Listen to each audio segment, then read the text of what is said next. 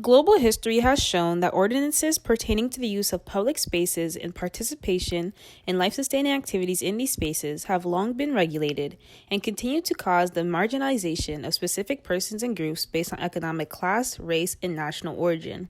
While the history of homeless populations in the United States can be traced back to colonial times, the 1870s introduced the issue of homelessness on a national level. As individuals traveled across the country to cities such as New York City and Chicago in hopes of finding work, large numbers of men appeared on sidewalks and slept on park benches. This scared city residents who believed that these men in search of jobs both suffered from a loss of character and interrupted traditional society. Rather than a focus on the literal absence of a permanent home, individuals during this time perceived such practices as a threat to long-established ideals in the home and an emerging moral problem.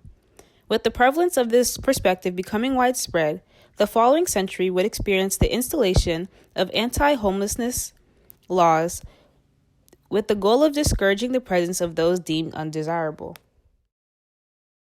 Often described as the modern era of homelessness, a multitude of major forces in the 1980s caused the unprecedented explosion of homelessness in the active movement to push homeless individuals out of the public eye. Alongside the occurrence of deep cuts to the United States Department of Housing and Urban Development, the gentrification of inner cities, the emergence of HIV and AIDS, and a high rate of unemployment directly affected numerous populations across the country. Rather than creating responses that concentrated on protecting vulnerable persons, the federal government and local governments introduced laws and legislation that criminalized homelessness and life-sustaining acts. The application of these regulations further occurred in the 1990s as the practice of broken windows policing was established. Under the purview of this model of policing, the criminalization of homelessness was falsely deemed necessary to prevent serious crime and societal decay. With the number of such policies and regulations increasing in the United States alone over the past 10 years, cities across the country have chosen to criminalize homelessness by implementing measures that prohibit life-sustaining activities such as sleeping and eating in public areas despite the lack of adequate alternatives. According to a report released by the National Law Center on Homelessness and Poverty in 2016, more than half of those experiencing homelessness have at some point been involved with the criminal legal system, ranging from receiving a criminal citation to spending time in prison. The disproportionate impact stems from both the ordinances targeted against homeless persons and ordinances aimed at controlling the quality of life.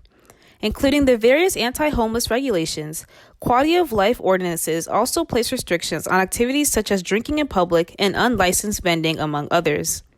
As such, ordinances ban actions that would be considered non-criminal on private property or within one's home. Those experiencing homelessness are often discriminately targeted in the enforcement of these laws. With the collateral consequences of criminal convictions and the increased difficulties faced when one has a criminal record, the criminalization of homelessness is a violation of the constitutional and human rights of homeless individuals and families. The past 2 years have been marked by the increased efforts of advocacy organizations and protesters, calling on local policymakers to shift taxpayer dollars to curing historical disinvestment in social supports, especially in Black communities and other communities of color. Rather than continuing to address chronic homelessness through the inefficient strategy of policing, activists are calling for communities to fund housing services through a novel approach called Housing First. Contrasting from treatment-first approaches, Housing First is an approach built on the idea that safe, secure, affordable, and permanent housing must be available before people can begin working on other challenges like mental health or substance use disorders.